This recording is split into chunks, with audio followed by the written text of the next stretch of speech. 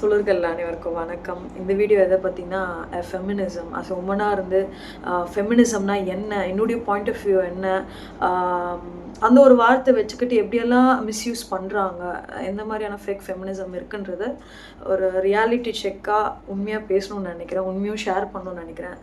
Feminism அப்படின்னாலே equal rights and opportunity, வேறு எதுவுமே இல்லை. ஆண்களுக்கு நிகராக எங்களுக்கும் ஆப்பர்ச்சுனிட்டி வேணும், எங்களாலையும் எல்லாமே முடியும் அப்படின்றது தான். ஸோ இந்த மாதிரி நம்ம எதனா உனக்கு பேசினாலே ஷர்ட் இல்லாமல் நீங்கள் நடப்பீங்களா? குழந்தை உங்களால் பெற்றுக்க முடியுமா? சரி, கர்ப்பப்பை இல்லாமல் உங்களோட செமனை வச்சுட்டு நீங்கள் என்ன பண்ணுவீங்க? ரியாலிட்டி தான் நம்ம பேசணும் இல்லையா? நாங்கள் இல்லாமல் நீங்கள் எப்படி குழந்தை பெற்றுப்பீங்க அப்படின்னு கேட்டால், கர்ப்பப்பை இல்லாமல் நீங்கள் வெறும் செமனை வச்சுட்டு நீங்கள் என்ன பண்ணுவீங்க? ரெண்டாவது என்னன்னா, ஷர்ட் இல்லாமல் நாங்கள் நடப்போம், நீங்கள் நடப்பீங்களா அப்படின்னு கேட்குறியே. உனக்கெல்லாம் வெக்கம், மான, சூடு, சொர்ணம் இருக்கா? நல்ல வளர்ப்பு தானா நீ? உடல் அமைப்பு பெண்ணா இருந்து எனக்கு கடவுள் இந்த மாதிரி அமைப்பு கொடுத்துருக்காரு, ஆனா இருந்து உனக்கு அப்படி இருக்கு. நீ அவுத்து போட்டு நடக்கிறனா நீ நட. ஃபெமினிசம் பேசுற ஒரு பெண் கிட்ட வந்துட்டு ஷர்ட்ல எல்லாமே ஈக்குவாலிட்டி பேசுறீங்களே, நாங்கள் ஷர்ட் இல்லாமல் நடப்போம், நீ நடப்பியான்னு கேட்குறியே. நல்ல வளர்ப்பு தானா? நல்ல வளர்ப்பு இருக்கிற ஆண்கள் எப்பவுமே அப்படி பேச மாட்டாங்க. நல்ல உண்மையாவே அவன் தங்கச்சியை மதிச்சு, அம்மாவை மதிச்சு, எல்லா பெண்களையும் மதிச்சு வளர ஒரு பையன் வந்து ஷர்ட் இல்லாமல் நான் நடப்பேன், நீ நடப்பியான்ற இந்த கிரிஞ்சு, இந்த ஒரு கேவலமான ஒரு ரிப்ளைவை கொடுக்கவே மாட்டான். என்னங்க ஃபெமினிசம்னு பேசுகிறீங்க, எங்களுக்கு நிகராக எல்லாமே நீங்கள் செய்கிறீங்க, எல்லா துறையிலும் நீங்கள் வந்துட்டீங்க, எங்களை விட உங்களுக்கு இன்னும் ஆப்பர்ச்சுனிட்டி கிடைக்குது, பெண்களுக்கு தான் உரிமை முதல்ல கொடுக்குறாங்க அப்படின்னு சொல்லிட்டு நிறைய ஆண்கள் பேசுகிறீங்க. I accept that. அந்த காலத்தில் இருந்த மாதிரி இப்போது இல்லை, ஓரளவுக்கு பரவாயில்ல. மேபி இது வந்து நீங்கள் எத்தனை ஆண்கள் வந்து இது ஏற்றுக்கிறீங்க இல்லைன்னு தெரியல, ஒரு அளவுக்கு தான் பரவாயில்ல. ஏன் நான் அதை பற்றி சொல்கிறேன்னா, அந்த காலத்தில் வந்து இல்லைன்னு ஆப்பர்ச்சுனிட்டி இல்லை அப்படின்னு ஒதுக்கி வச்சா கூட அவங்க வந்து மிஸ்யூஸ் பண்ணுறதில்ல, புரியுங்களா? மிஸ்பிஹேவியரோ மிஸ்யூஸோ அவங்கள வந்து பண்ணுறதில்ல. ஆனால் இந்த காலகட்டத்தில் வந்து அப்படி கிடையாது. ஆப்பர்ச்சுனிட்டி தராங்க. இப்போ உங்களை ஒரு ஆணாக இருந்து ஒரு ஐடி ஜாப்பில் உங்களை எடுத்துக்கிறாங்கன்னா, ஒரு பெண்ணை இருந்து ஒரு பெண்ணை எடுத்துக்கிறாங்கன்னா, ஆனால் அந்த பெண்ணுக்கு இருக்கிற மென்டல் டார்ச்சர், செக்ஷுவல் டார்ச்சர், என்ன மாதிரியான இக்கட்டுக்குள்ளே அவங்க போகிறாங்க, என்ன மாதிரியான மென்டல் ஸ்ட்ரெஸ் அவங்களுக்கு வருதுன்னு சொல்லிட்டு உங்களுக்கு தெரியாது. அதே மாதிரி ஆண்களுக்கு இல்லையான்னு நான் சொல்லலை, பட் மெஜாரிட்டி வந்து சொசைட்டியில் யார் அதிக மென்டல் ஸ்ட்ரெஸ், செக்ஷுவல் ஸ்ட்ரெஸ்ல அதிக அடிபடுறாங்க அப்படின்னா, உண்மை சொல்லுனா பெண்கள் தான் அதிகமாக இருக்கிறாங்க. ஆப்பர்ச்சுனிட்டி இருக்குங்க. ஏங்க, நான் வந்து ஒரு 10 ஆண்கள் இருந்தோம், எங்களை வந்து இன்டர்வியூக்கு கூப்பிடல, அந்த பொண்ணு இருந்துச்சு, ஒரே பொண்ணு இருந்துச்சு, அதை கூப்பிட்டாங்க அப்படின்னா, அந்த பொண்ணை இன்டர்வியூ எடுக்கும் போது என்னென்ன பண்ணியிருப்பான், என்னென்ன பண்ணுறான், என்ன மாதிரியான கேள்வி கேட்குறான், என்ன மாதிரியான ஃபியூச்சர் திங்குக்கு அவன் யூஸ் பண்ணிக்கிறான்னு சொல்லிட்டு உங்களுக்கு தெரியாது இல்லையா? தெரியும், மேபி சம் மென்ஸ்க்கு தெரியும். அவங்க தங்கச்சிக்கு பாதிப்பு வந்திருக்கலாம், அவங்க அக்காவுக்கு வந்திருக்கலாம், ஏன் சொந்த அம்மாவுக்கு வந்திருக்கலாம், அவங்க கேர்ள் ஃப்ரெண்டுக்கு வந்திருக்கலாம். ஸோ பெண்களாக இருந்தாலே சேஃப்டி இல்லைங்க நம்ம நாட்டில். நாங்கள் என்னதான் ஃபெமினிசம்னு பேசினாலும் எங்களுக்கு ஆப்பர்ச்சுனிட்டி கிடைக்குது தான் இந்த காலத்தில், நாங்கள் இல்லைன்னு சொல்லலை. அதுவும் எல்லாமே 100% கிடைக்குது அப்படின்னு சொல்ல முடியல, பட் இருந்தாலும் 60% அக்காலத்துக்கும் இப்போத்துக்கும் பரவாயில்ல. ஆனால் அதில் என்ன மாதிரியான மென்டல் ஸ்ட்ரெஸ், அதில் என்ன மாதிரியான செக்ஷுவல் அப்யூஸ் அப்படின்றத பற்றி நீங்கள் திங்க் பண்ணியே ஆகணும். ஸோ அந்த ஆப்பர்ச்சுனிட்டிக்கு பின்னாடி இந்த மாதிரியான விஷயங்கள் அதிகமாகவே இருக்குது. இது வந்து ஒரு சில பேர் ஓப்பன் அப் பண்ணுறாங்க, சில பேர் பண்ணாமல் இருக்காங்க, சில பேர் வந்து எதுக்கு இது நமக்கு இந்த ஆப்பர்ச்சுனிட்டி நம்ம பயன்படுத்திக்கணும் அப்படின்னு நினைக்கிறாங்க ஒரு சில பெண்கள். ஸோ இது அவங்கவுங்களுடைய கேரக்டர் அப்பான் தான். எனக்கு தெரிஞ்சு எல்லாருமே இதை பற்றி ஓப்பன் அப்பாக பேசணும். ரியல் ஃபெமினிசமாக இருக்கிறவங்க வந்து இதை ஹைட் பண்ண மாட்டாங்க. We have to. அப்போ தான் வர ஜெனரேஷன்ஸ்க்கு இந்த ஒரு பிம்பமே உடையும் இல்லையா? ஒரு தேவையை, நம்மளுடைய தேவையை, அவங்களோட தேவையை நம்மக்கிட்டேருந்து எடுத்துக்கிட்டு நமக்கு அப்படிப்பட்ட ஒரு ஆப்பர்ச்சுனிட்டி நமக்கு வேணான்னு தான் நான் சொல்லுவேன். அதுதான் ஒரு உண்மையான ஒரு புரட்சிகரமான ஒரு பெண்ணுன்னு நான் நினைக்கிறேன். ஏதோ ஒன்று கொடுத்துட்டு நம்மளே கொடுத்துட்டு வந்து அந்த ஒரு ஆப்பர்ச்சுனிட்டி கிடைக்குதுன்னா அது கோடி ரூபாய் இருந்தாலும் அந்த ஒரு விஷயம் நமக்கு வேண்டாம். நமக்கு அடுத்து வர ஜெனரேஷன்ஸ் அவனுடைய அந்த ஆதிக்கம் நம்மளை அந்த மாதிரி ட்ரீட் பண்ணுறான்னா அவனுடைய ஆதிக்கத்தை உடைக்கிறதுக்கு என்ன மாதிரியான சக்தியாக நம்ம மாறணும், எப்படியா நம்ம ரியாக்ட் பண்ணணும் அப்படின்ற ஒரு திங் நமக்குள்ளே இருக்கணும்னு நான் நினைக்கிறேன். Next reality check again. என்னன்னா, பொட்டை மாதிரி பண்ணாத, பொட்டச்சி மாதிரி பேசாத, பொட்டச்சி மாதிரி அழுவாத, பொட்டையா நீ அப்படின்னு சொல்லிட்டு நிறைய திட்டி, ஈவன் தோ ஒரு பொண்ணாக இருந்து நானும் அதை யூஸ் பண்ணிக்கலாம், இதை பெண்ணாக இருந்து நீங்கள் பார்க்குறீங்களோ இல்லை ஆனா வந்து பார்க்குறீங்களோ, எல்லாரும் இது யூஸ் பண்ணி, இது ரொம்ப சோஷியல் ஆகிடுச்சு இந்த வார்த்தை, இந்த பேட் வேர்ட் வந்து. இது வந்து ஏன் பேட் வேர்டுன்றன்னா, ஒரு ஜெண்டரை இழிவுபடுத்தி இன்னொரு ஜெண்டருக்கு நம்ம இதை ஃபார்முலேட் பண்ணுற மாதிரி, இந்த ஒரு விஷயத்தை நம்ம ஃபார்முலேட் பண்ணி டெய்லி லைஃப்பில் டெய்லி பேசிக்ஸில் நம்ம வந்து இதை நார்மலைஸ் பண்ணுறோம் இல்லையா இந்த வார்த்தையை. அது பொட்டச்சிடி நீ அப்படின்னு என்ன ஒருத்தர் பார்த்து சொன்னா நான் சந்தோஷப்படுவேன். நான் பொண்ணு தான், பெண்ணாக இருக்கேன், பெண்ணியாக இருக்கேன், அழகாக இருக்கேன், அது நான் சந்தோஷமாக எடுத்துப்பேன். ஒரு ஆணை பார்த்து பொட்டையா நீ அப்படின்னா அது கண்டிப்பாக அந்த பையன் ட்ரிகர் ஆகுதான். நான் அந்த ட்ரிகர் ஆகிற பையனை பற்றி நான் பேசல, கூப்பிட்றேன் நம்மளை பற்றி பேசுகிறேன். நானாக இருக்கலாம், நீங்களா இருக்கலாம், எல்லாருமே லைஃப் டைமில் யாராவது ஒருத்தர் இந்த வார்த்தையை வந்து நம்ம யூஸ் பண்ணிப்போம். இனிமேல் நம்ம அதை தவிர்க்கணும். ஒரு ஜெண்டரை வந்து நம்ம இழிவுபடுத்துகிற மாதிரி, வீக்னஸ் பண்ணுற மாதிரி, மெயினாக வந்து இது ரொம்ப சோஷியலாக மாமா மச்சான்ற மாதிரி இது வந்து டே மச்சான் பொட்டையா நீ அப்படின்ற மாதிரி ஆயிடுச்சு. ஸோ இந்த வார்த்தையை வந்து நம்ம தவிர்க்கணும். ஒரு உண்மையான ஒரு ஃபெமினிசமாக இருக்கிறவங்க இந்த ஒரு வார்த்தையை சொல்லி நம்ம மித்தவங்களை யாரையுமே திட்டமாட்டோம். அதே தான் ஆண்களுக்கும், நீங்கள் பெண்களை மதிக்கிறவங்களா இருந்தீங்கன்னா இந்த வார்த்தையை சொல்லி நீங்கள் திட்டாதீங்க. மேபி வேறு ஏதாவது ஒரு வேர்ட் நீங்கள் யூஸ் பண்ணிக்கோங்க. ஆனால் பொட்டச்சி அப்படின்ற வார்த்தையை வந்து நீங்கள் யூஸ் பண்ணாதீங்க. இது நான் சொல்லி ஆகணும் இந்த வீடியோவில். ரெண்டாவது விஷயம் வந்து இந்த கண்டென்ட்டில் என்னென்னா, அப்படி ஒரு ஆண் அழுந்த உடனே பொட்டச்சி மாதிரி அழுறானே அப்படின்றதுக்கு நம்ம ரொம்ப அசிங்கப்படணும். ஒரு மனுஷனாலே அழுக இருக்கணும், கோவம் இருக்கணும், காமம் இருக்கணும், காதல் இருக்கணும், ஈவன் தோ கானா இருக்கணும். ஸோ எல்லாமே கலந்தது தானே மனுஷருடைய வாழ்க்கை. அதில் வந்து அழுக வந்தாலும் என்ன பொட்ட மாதிரி அழுற அப்படின்றப்பான விஷயம் அது. பெண்கள் அவ்வளோ பலவீனமானவங்களும் கிடையாது. எங்களை தாழ்த்தி ஒரு ஜெண்டரை இழிவுபடுத்தி ஒரு ஜெண்டரை டம்ப் பண்ணி இன்னொரு ஜெண்டருக்கு நீங்கள் ஹைப் கொடுக்க வேண்டியது இல்லை. உமனாக இருந்து நானும் அதை பயன்படுத்தியிருந்தேன்னா நானும் இனிமேல் பயன்படுத்தக்கூடாது, பயன்படுத்தவும் மாட்டேன். அதே நீங்களும் செய்யணும் நான் விருப்பப்படுறேன். இந்த வீடியோலேயே ரொம்ப ரொம்ப இம்பார்ட்டன்ட் பார்ட்னா அது நான் இதுதான் சொல்வேன். Again reality check. என்னன்னா, ஒரு செலிபிரிட்டி எடுத்துக்கலாம். ஒரு மென்னாக இருந்தால் அவருக்கு டிவோர்ஸ் ஆகுது, அகைன் ஒரு கல்யாணம் பண்ணுறாரு, அவருக்கு திரும்பி டிவோர்ஸ் ஆகுது, அகைன் ஒரு கல்யாணம் பண்ணுறாரு, அவருக்கு திரும்பி டிவோர்ஸ் ஆகுது, திரும்பி ஒரு கேர்ள் ஃப்ரெண்டாவது ஒருத்தரோட பழகுறாரு, குழந்தைங்க இருக்குது, still he is not married அப்படின்னு வச்சுக்கலாம். அதே ஒரு பெண் எடுத்துக்கலாம், ஒரு ஃபீமேல் செலிபிரிட்டி எடுத்துக்கலாம். இவங்க 2 பேருக்கும் இந்த விஷயம் சேம் நடக்குது. நான் என்ன சொல்கிறேன்னா, ஒரு மீடியா கவரேஜ் பார்த்தீங்கன்னு வைங்களேன், அதிகமாக இந்த ஃபீமேல் செலிபிரிட்டி பக்கமாக தான் இருக்கும். ஏன்னா அவங்க ஒரு பெண். உங்களுக்கு புரியுதா நான் என்ன சொல்கிறேன்னு?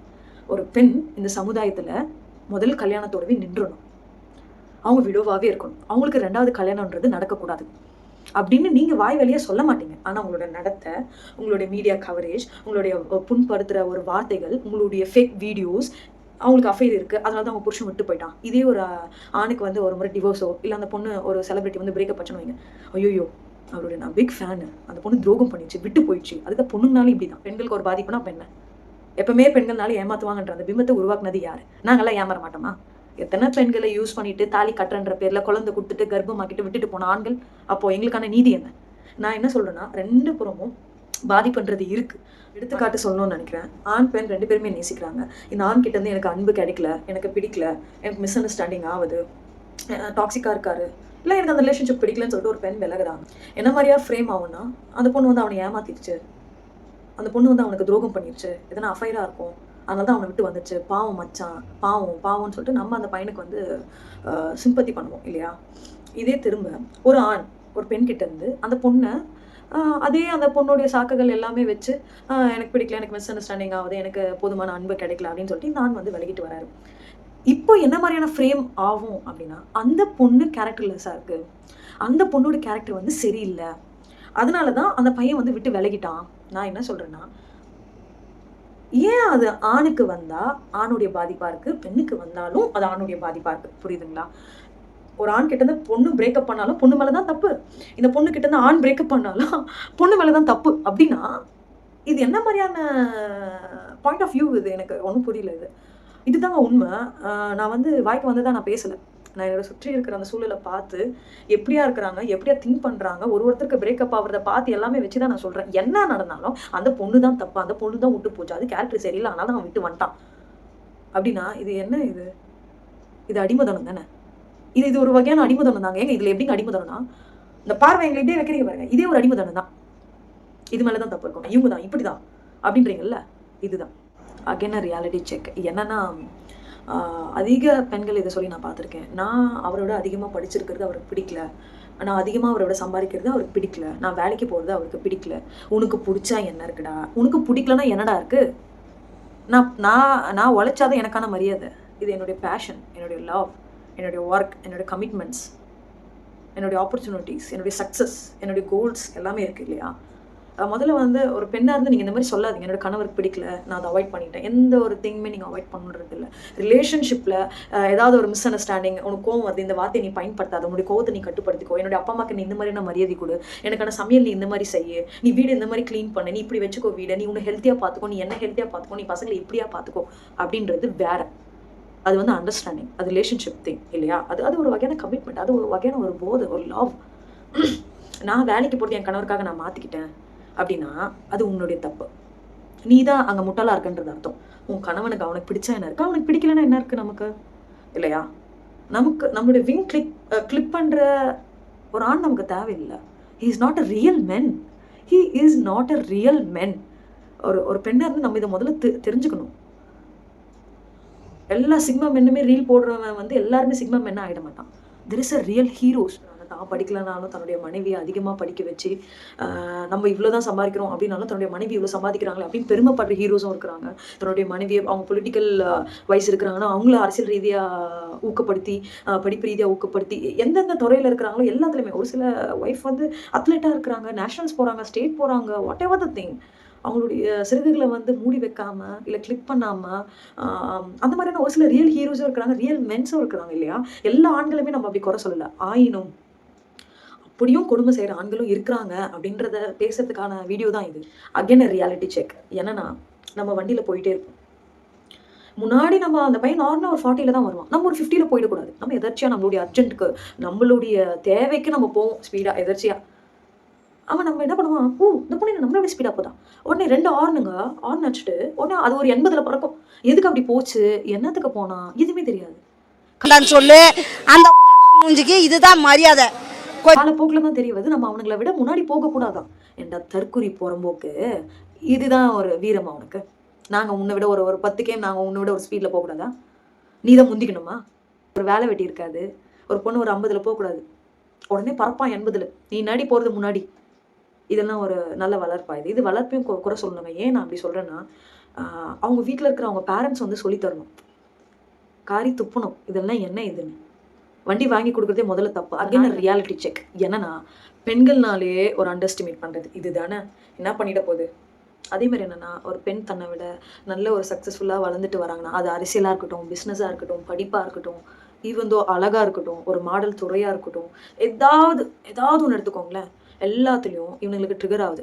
நல்ல வளர்ப்பில் வளர்ந்தவனுக்கு அந்த மாதிரி ட்ரிகர் ஆகுது. பெண்களை மதிக்கிறவனுக்கு ட்ரிகர் ஆகுது.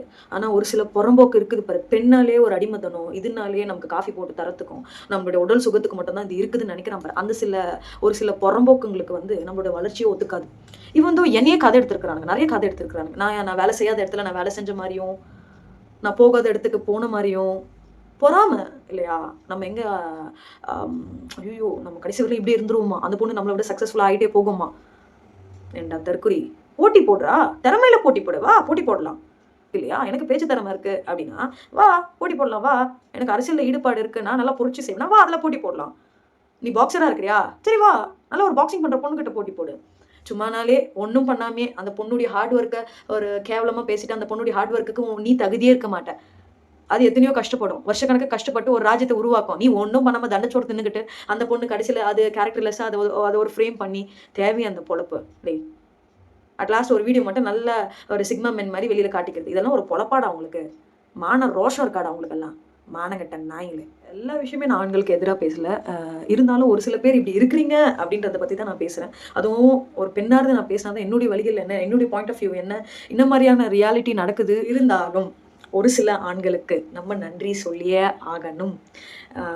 யார்னா தன்னை விட தன்னுடைய மனைவி அதிகமாக படிச்சிருக்கிறாங்க, தன்னை விட தன்னுடைய மனைவி நல்ல துறையில் இருக்கிறாங்க, தன்னை விட தன்னுடைய மனைவி அழகாக இருக்காங்க, தன்னை விட தன்னுடைய மனைவி அதிக சம்பாதிக்கிறாங்க, மனைவியாக இருக்கட்டும், தங்கச்சியாக இருக்கட்டும், அக்காவாக இருக்கட்டும், கேர்ள் ஃப்ரெண்டாக இருக்கட்டும், இந்த மாதிரி ஒரு ஈகோ இல்லாமல் நான் உனக்கு சப்போர்ட் பண்ணுறேன், மனதளவுலையாக இருக்கட்டும், முடிஞ்ச அளவுக்கு பணம் கொடுத்து உதவுறதா இருக்கட்டும், இல்லை ஹார்ட் ஒர்க் பண்ணி அவங்க ஒரு இட்லி கடை போடுறாங்கன்னா ஒரு பொட்டலம் கட்டுற ஒரு சின்ன சின்ன விஷயமா இருக்கட்டும், அந்த மாதிரி சப்போர்ட் பண்ணுற எல்லா ஆண்களுக்கும் ஹேட்ஸ் ஆஃப், நன்றிகள்.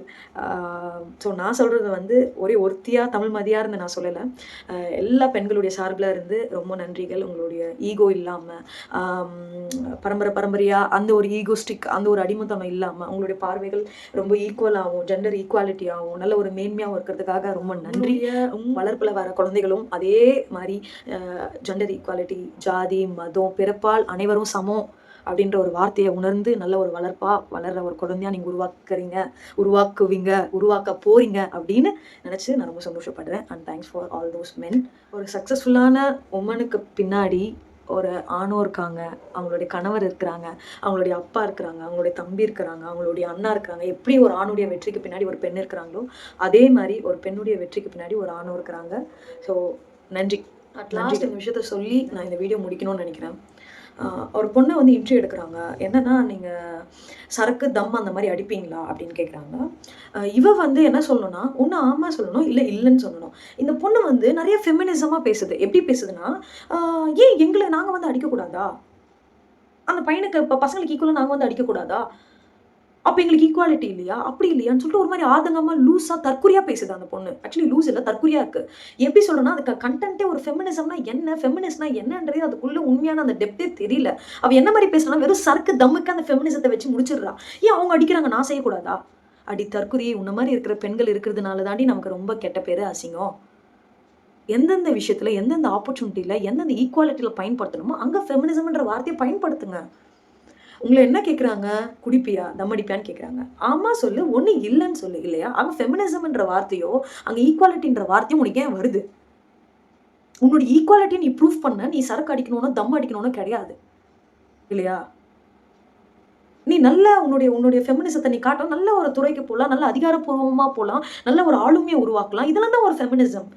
நீ குடிபோதை குடிக்கிறதோ, நீ சிகரெட் அடிக்கிறதோ, அது ஈக்குவாலிட்டியாக நான் ப்ரூஃப் பண்ணுறேன்றது வந்து அது தற்குறித்தனம். இன்னும் உனக்கு ரியல் ஃபெமினிசத்துக்குள்ளேயே நீ இன்னும் வரல. நீ வந்து அவுட் ஆஃப் கண்டென்ட். நீ அந்த ஃபெமினிசம்ன்ற ஒரு வட்டத்துக்கு நீ வந்து அவுட் ஆஃப் கண்டென்ட். நீ நான் நினைக்கிறேன் அந்த பொண்ணு பிட்வீன் ஒரு 18 to 23 கூட இருக்க மாட்டாங்க. அவங்க ஸ்கூலிங்கே இப்போ தான் முடிச்சிருக்கிறாங்க. இந்த வீடியோ எத்தனை பெண்கள் இதை நீங்கள் பார்க்குறீங்கன்னு தெரில. உங்களுக்கு அதேமாதிரி வந்து அது நீங்கள் மேஜர் ஆகிட்டிங்கன்னா, நீங்கள் தம் அடிக்கிறதும் குடிக்கிறதும் அது வந்து உங்களுடைய தனிப்பட்ட உரிமை. அது வந்து யாருமே தடுக்கல. ஈக்குவாலிட்டின்ற பேரில் ஃபெமினிசம்ன்ற ஒரு வார்த்தையை பயன்படுத்திக்கிட்டலாம் அந்த ஈக்குவாலிட்டின்னு பேசுறதுக்காக நீங்கள் வந்து குடிக்கணும், தம் அடிக்கணுன்றது அவசியம் கிடையாது. ஸோ ஃபெமினிசம்னா என்ன, ஃபெமினிஸ்ட்னா என்ன, ஈக்குவாலிட்டினா என்ன, ஜெண்டர் ஈக்குவாலிட்டினா என்ன, இதெல்லாம் பற்றி கொஞ்சம் தெரிஞ்சுக்கோங்க கேர்ள்ஸ் ப்ளீஸ். இது நீங்கள் எத்தனை பேர் எப்படி எடுத்துக்கிறீங்கன்னு எனக்கு தெரியல. நமக்கான சுதந்திரம் இருக்குன்னா அது எந்த மாதிரியான வழியாக இருக்குதுன்றதை நீங்கள் பயன்படுத்திக்கோங்க. அது எல்லாமே உங்களுடைய ப்ரைவேட் திங் தான், நீங்கள் செய்யலாம். ஆனால் ஈக்குவாலிட்டின்ற பேரை வச்சுட்டு நீங்கள் உங்களுடைய ஃபெமினிசத்தை வெளியே காட்டிக்கணுன்ற பேரில் வந்து அந்த மாதிரி ஒரு மிஸ்பிஹேவியர் பண்ணுறது வந்து அது ரொம்பவே தப்பு, இல்லையா? அந்த பொண்ணு சொல்லும் போது அதோடைய தற்கொலைத்தனத்தை பார்த்து எனக்கு ரொம்ப அஷேமாக இருந்துச்சு. அஸ் அ உமனா எனக்கு அந்த வீடியோவே பார்க்க முடியல. எனக்கு ஸ்கிப் பண்ணலாம் போல் இருந்துச்சு.